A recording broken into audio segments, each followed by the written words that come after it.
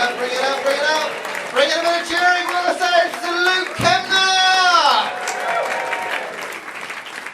How you guys doing? How you doing? You alright? Yeah. It's Sunday night. We're out watching comedy. Some of us have been drinking. Some of us are still hungover from the night before. We're all out watching comedy. That's all I've got really, just a series of sentences. An inflection at the end that is going to make you cheer.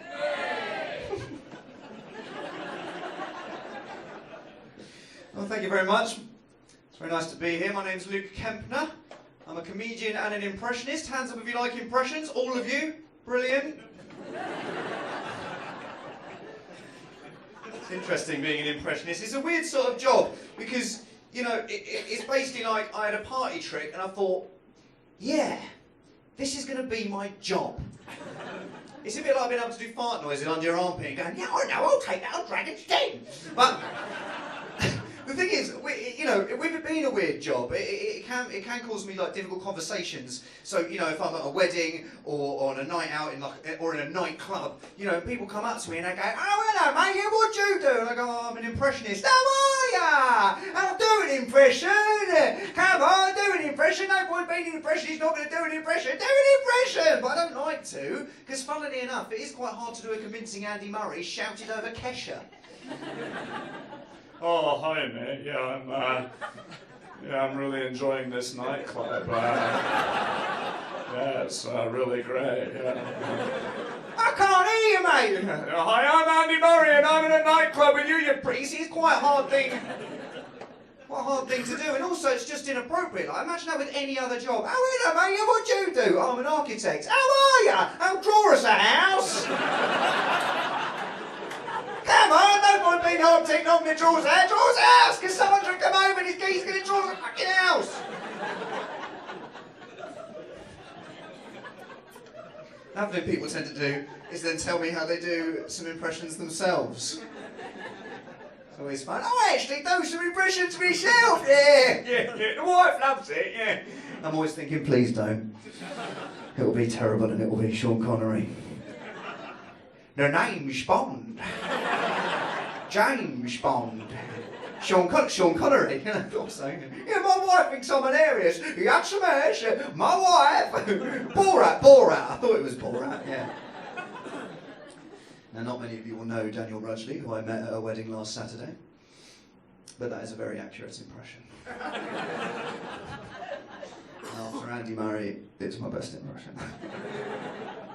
But no, it is a weird job, but someone came up to me after a gig last week and they went, yeah, but do you ever forget your own voice? I was like, no. I don't wake up in the morning and think, now what was it again? It wasn't this yesterday. I had to sleep, you know. I walk around and say, why have I suddenly started talking like the President of the United States? I mean, is this great? Is it fantastic? No, it's fucking terrifying. But what I do find myself doing is putting on certain voices in certain situations when I worry that my own voice is inappropriate. So you might do this as well. So for example, my boiler's playing up at the moment, so the boiler man come round, and as soon as he walked into the door, through the door, he didn't walk into the door. So as soon as he walked in through the door, I immediately launched into this, oh, hello, my dear, come in, son, you're not my son. We'll see bathroom you want, second door on the right, past the bedroom, where the magic happens. For that voice. Another time I do it happened today. So obviously the marathon, it's busy, and I'm desperate to do toilet. So I sort of rush into a restaurant and I go, oh yes, hello there. Is there any chance that I could perhaps use your facilities? Because I'm worried if I run in and go, hello mate, I've got about 30 seconds, I'm going to shit myself. They're not going to let me go, you know, and that's no fun for anyone, especially me. So, but the one I really struggle with is football matches, because before I did comedy, I used to be in musical theatre. So I was in shows like Les Mis, or Miz, as we say in the biz. Phantom of the Opera, or Fizz, as we say in the and Jesus Christ Superstar, well, we don't know. Got a nickname for that, yeah? Let's think of one. But I really really struggle at football matches because I'm sort of fine with the chat bit because I could just use my Boilerman voice. Like, it's the sort of singing like we're singing, but not really singing because we're meant to sing. That sort of singing. Gives a cheer if you've been to a football match. Yeah, I can tell by the look at some of you. Football fans, you know, so I'm sort of there at a football match, and this is the type of singing. It's like it goes. I call it just vowel singing.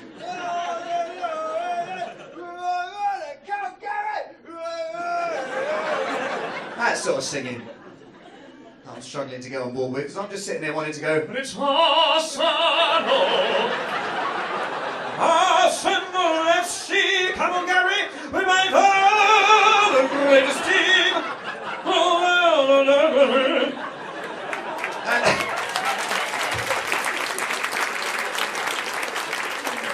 I don't think the Emirates Stadium is quite ready for that. The referees are wet people on. Who's getting on board with that?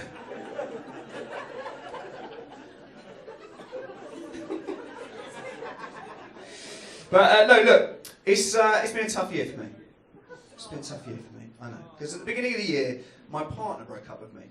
But it's okay, because it taught me a lot. It taught me which mates give the best advice. And the first mate to give me advice was my best mate Andy, who's a very famous British tennis player.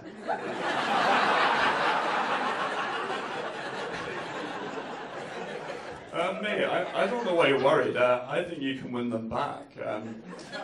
Have you thought about trying to be funny? I'm giving that. I got a great joke for you actually. I was watching that Pointless Celebrities the other day, and I realised that most of the celebrities on there are pretty pointless.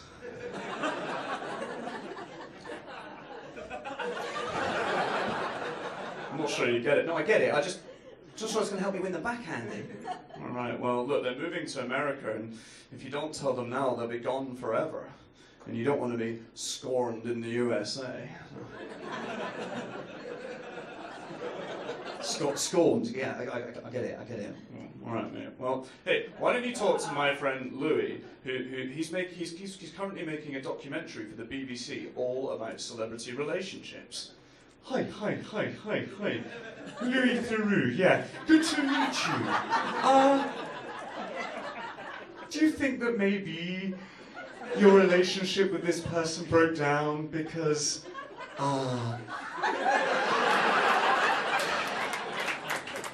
do you think maybe it's because you're a sort of kind of needy, pedantic, skint, oversensitive, sort of pathetic loser? Could that be the reason? Would that be fair?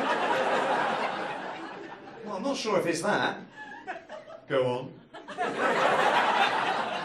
Louis, you're not going to get me to open up just by saying things like go on or meaning. Meaning? Louis, I just said it's not going to work because I wasn't going to start doing crazy things like standing on stage and talking to myself. Always get them in the end. Oh, hey, Louis, I'm really looking forward to the show, actually. Hey, I thought of a great name for it. You could call it Through the Keyhole. Oh, shut up, Andy. All right, mate. Well, hey, why don't you talk to fellow Olympian Tom Daly? Oh my God, you do not want to listen to that boring Scottish idiot. Listen, Luke, you think you got problems? Listen to this. I just rolled out of bed, didn't even do my hair, and guys are still hitting on me? I don't need to have. Tom, this is serious. You're telling me I just put a really unhappy selfie on my Snapchat.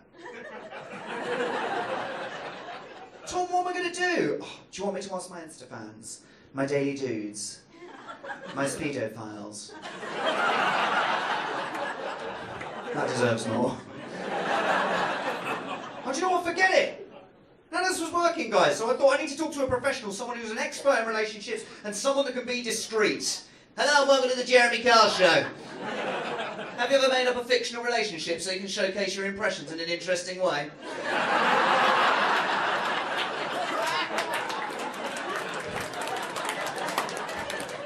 Well, my next guest host, ladies and gentlemen, Luke Kempner's here! So, Luke, tell me a story. Yeah, well, it also... You know what I think? I think you love that person, you haven't said it yet, am I right? Yeah, well, excuse me, I took it, it's called the Jeremy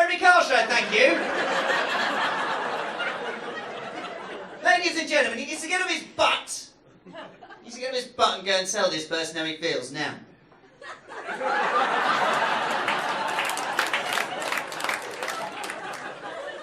Go and talk to Graham backstage, and we're going to get you off the drugs, but I'm not doing that. We're going to stop you waking up at 4 a.m. and Googling yourself. What? Never do that.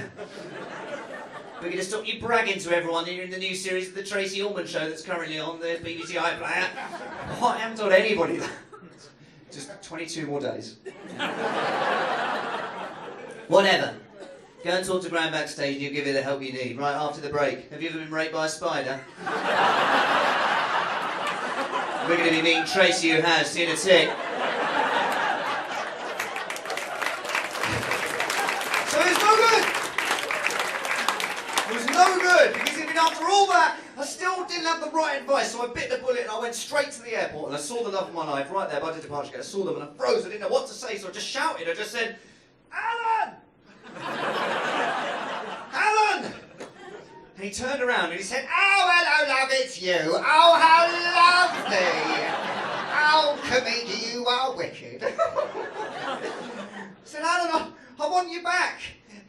"You what, love? Look, can you make it quick, love? Because I booked EasyJet and I don't want some fat bitch nicking me free pretzels." "No, you know what I mean, though." I said, "I want you back." "Oh, right. Well, I'm ever so sorry, I can't. Now I'm getting married to Andy Murray." Sorry, mate. Snooze, you lose. Should have laughed at my jokes.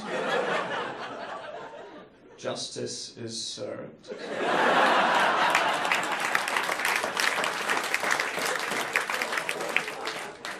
New balls, please.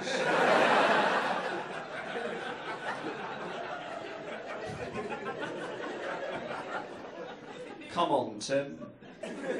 Should have left it.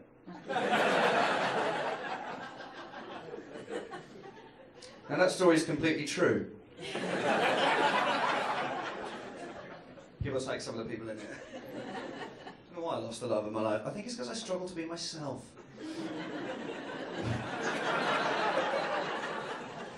I've been Luke Kempner. You've been absolutely lovely. All the best. Good night.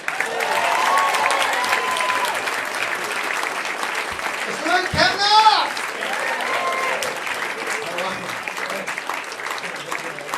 All right. Okay, ladies and gentlemen, you have now got another 10-minute break. So, yeah, do your drinks and stuff. We'll be back in 10 minutes. Give Sarah and Luke another round of applause.